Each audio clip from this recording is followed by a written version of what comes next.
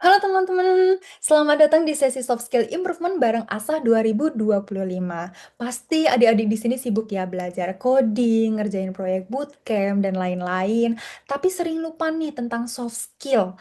Padahal ini juga penting loh, terutama kalau kalian menghadapi interview. Nah, padahal pada akhirnya kalian bakal menggunakan hard skill untuk masuk ke dunia kerja kan, dan itu melalui proses interview. Nah, ada data yang menarik nih. Banyak kandidat yang gagal dalam proses interview bukan karena nggak punya skill, tapi karena kalian nggak bisa mempersiapkan komunikasi dengan baik. Nah, menurut data dari Deloitte, 92% perusahaan bahkan menyebutkan soft skill itu lebih penting atau sama pentingnya dengan hard skill. Jadi, hari ini diharapkan sesinya ini bisa bantu kalian supaya kalian bisa lebih sukses dan lebih percaya diri saat menghadapi interview. Nah, kayaknya kita kenalan dulu nggak sih sebelum memulai ya? Perkenalkan saya Viani Rosyadan atau bisa dipanggil Viani. Dan hari ini bakal menjadi instruktur kalian untuk meningkatkan soft skill teman-teman semua. Untuk work experience saya saat ini saya sebagai staf pengembangan bisnis dan pemasaran di Rumah Sakit Jantung dan Pembuluh Darah Harapan Kita Jakarta. Saya berada di bawah Kementerian Kesehatan.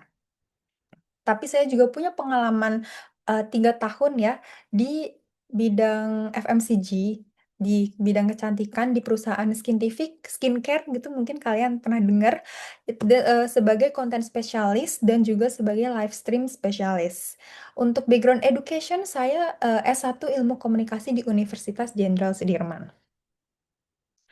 Sekian sedikit ya tentang saya gitu. Saya juga pengen tahu nih kenalan sama teman-teman semua. Gak butuh waktu yang lama, cukup 1 menit aja saya butuh teman-teman gitu ya untuk memperkenalkan diri. Caranya gampang banget. Tulis nama kalian dan juga posisi atau pekerjaan impian atau inceran kalian nih. Misalkan kalian namanya Rizky ya, pengen jadi data engineer.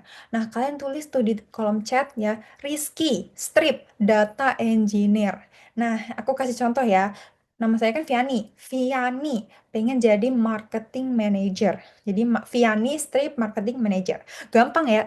Pokoknya kalian nih 30 orang yang ada di sini langsung chat aja ya. 1 menit dimulai dari sekarang. Oke, ini ada yang namanya Aziz katanya pengen jadi web developer freelancer. Amin ya, semoga tercapai ya. Terus ada juga yang pengen jadi tech support di perusahaan perbankan BUMN. Wih, keren banget. Semoga tercapai ya, amin. Pokoknya yang nggak join nih ya, nanti nggak aku doain loh. Pokoknya semua yang komen di sini ya, aku doain semoga tercapai cita-citanya, bisa lolos interviewnya, bisa mencapai karir yang diinginkan. Amin. Oke, udah semua nih ya. Wah, keren banget nih ada 30 orang semuanya udah join gitu. Kita lanjut ya. Untuk memasuki sesi, kita harus tahu tujuan pembelajaran hari ini tuh apa. Yang pertama, diharapkan mahasiswa bisa mempersiapkan diri untuk menghadapi interview kerja. Dan yang kedua, bisa mengimplementasikan teknik STAR yang bermanfaat untuk menjawab pertanyaan pada saat interview. Nah, untuk selengkapnya bakal dijelaskan lebih lanjut nanti. Untuk pertama kita bakal meningkatkan kemampuan teman-teman dalam interview. Tapi sebelumnya, kalian harus pahami dulu proses rekrutmen ya. Yang di poin pertama itu proses rekrutmen untuk posisi yang lebih umum. Contohnya HR atau marketing, sales gitu ya. Nah, untuk teman-teman tech talent atau software engineer itu di poin yang kedua. Nah, bedanya apa sih dengan yang posisi umum gitu ya? Bedanya sedikit sebenarnya. Nah, ada di poin yang kedua ya. Yang pertama, kalian bakal mengumpulkan CV atau resume dan juga termasuk portofolio. Pastikan sesuai dengan kebutuhan perusahaan ya. Misalkan perusahaan butuh yang bisa punya kemampuan cloud computing, terus atau Python. Nah, kalian harus masukkan itu ke dalam CV supaya kalian itu terpilih gitu ya. Lalu ketika kalian lolos, bisa masuki ke coding pre-assessment. Nah, di sini kalian bakal dites kemampuan codingnya. Sejauh mana, apakah sesuai dengan requirement perusahaan. Kalau sesuai dan cocok, bisa masuk ke tahap selanjutnya yaitu HR interview. Di HR interview, ini kalian bakalan bertemu dengan HR, jadi lebih ke komunikasi personal. Dia akan membahas tentang personality kamu, motivasi kamu tuh bagaimana, seberapa jauh kamu tahu tentang perusahaan. Nah, ketika dirasa kamu itu kayaknya cocok nih gitu ya di perusahaan ini gitu. Kalian bisa masuk ke user interview. Di sini kalian bisa menjelaskan lebih teknis dan juga menjelaskan tentang bagaimana kamu berkolaborasi dengan temanmu atau tim kamu sebelumnya. Karena di sini lebih menitik beratkan pada eh, teamwork gitu. Karena user ini bakalan jadi atasan kamu biasanya.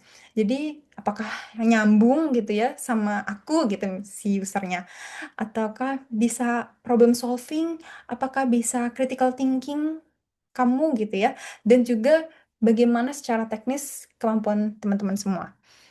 Ketika dirasa sudah pas gitu ya, user cocok, HR cocok, dan semuanya sudah, kalian bisa masuk ke tahap offering. Nah, sampai ke tahap offering pasti melalui proses interview kan. Nah, kalian harus menyiapkan ini betul-betul ya. Mau itu wawancara offline ataupun online, persiapan itu kunci sukses dari sebuah wawancara kerja. Ada tiga hal yang perlu kalian siapkan. Yang pertama, kalian harus kenali perusahaan itu. Ya, cari tahu informasi tentang perusahaan itu tuh apa. Yang kedua, pahami job desk yang kalian apply. Ya, dan yang ketiga, latihan untuk menjawab pertanyaan atau latihan interview. Kita breakdown satu-satu, ya. Pertama, kalian cari tahu informasi tentang perusahaan. Kalian setidaknya perlu mencari 4 informasi ini. Jenis bisnis yang dijalankan oleh perusahaan. Contoh, kalian mau apply di ByteDance atau TikTok. Nah, kalian harus tahu, oh, itu perusahaan tentang sosial media.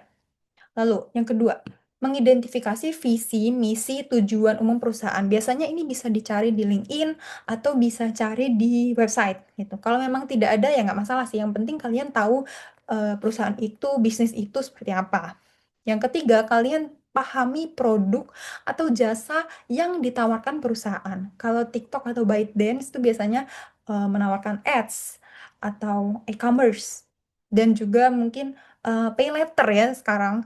Jadi nggak melulu soal sosial media, tapi dia punya bisnis-bisnis yang lain. Barangkali kalian akan menjadi bagian dari software engineer di pay letternya atau mungkin di ads-nya gitu. Jadi kalian harus tahu. Yang terakhir adalah cari lokasi kantor pusat dari perusahaan itu. Kalau kantor pusatnya di Indonesia di mana gitu, misalkan di Jakarta Selatan.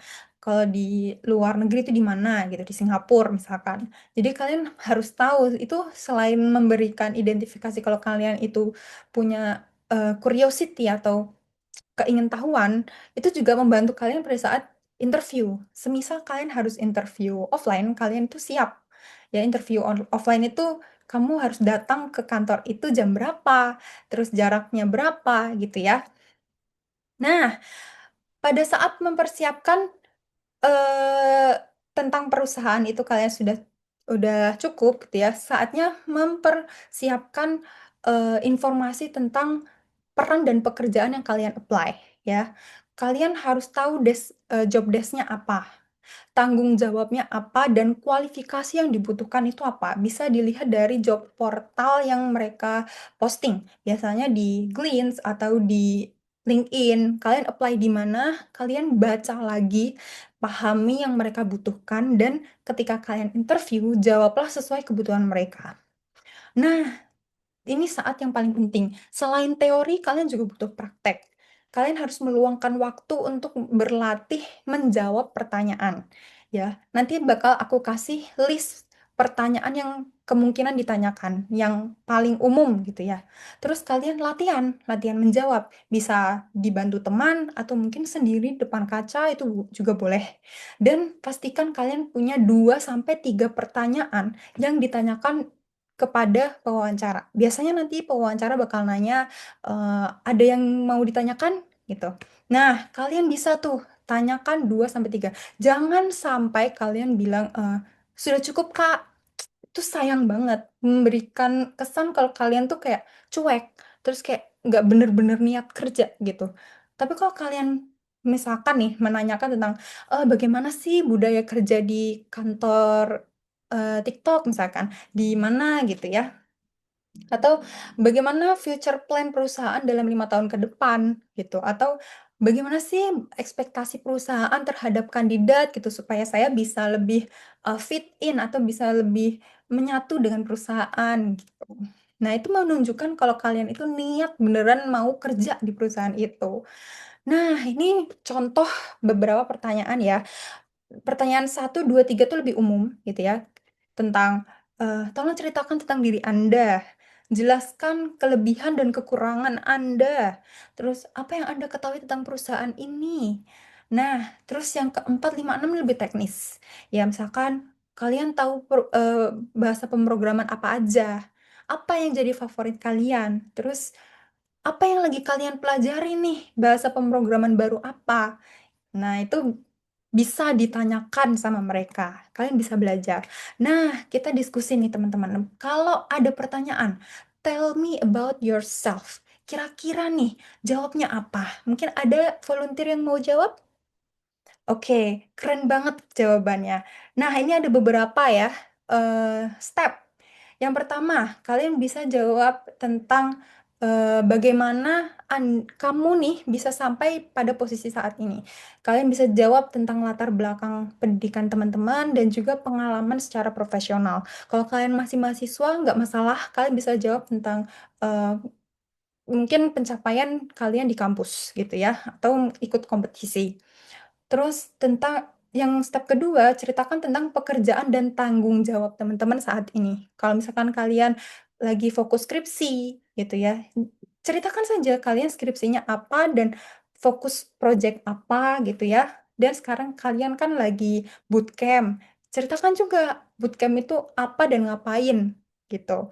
Dan yang terakhir ya, kalian jelaskan tujuan masa depan kamu gitu ya, motivasi, tentang pekerjaan dan karir, target, dan tujuan profesionalnya. Nah, ini beberapa tips ya. Pokoknya kalian jawab ringkas aja, nggak usah lama-lama. Terus fokus pada prestasi yang sesuai dengan pekerjaan yang kalian lamar. Terus tonjolkan kompetensi sesuai dengan kebutuhan perusahaan. Terus fokus pada kemampuan atau kekuatan kalian. Terus juga nggak perlu informasi tentang kehidupan pribadi yang berlebihan ya.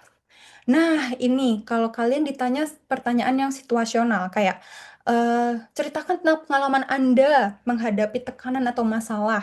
Nah, jawaban ini kalian bisa menggunakan STAR strategi atau teknik STAR. Nah, kita play ya, videonya. Oke, skip. Nah, STAR itu ada kepanjangannya ya, seperti yang ada di video tadi. Situation, task, action, and result. Jadi kalian bisa ceritakan dulu nih, ketika menjawab pertanyaan yang tadi gitu ya, kalian jawab dulu situasi konteksnya gimana. Terus, task-nya atau tugasnya tuh apa langkah yang kalian lakukan dan juga result-nya tuh apa, hasilnya tuh gimana. Contoh, waktu ada proyek kampus, tim kami itu membuat aplikasi reminder jadwal kuliah.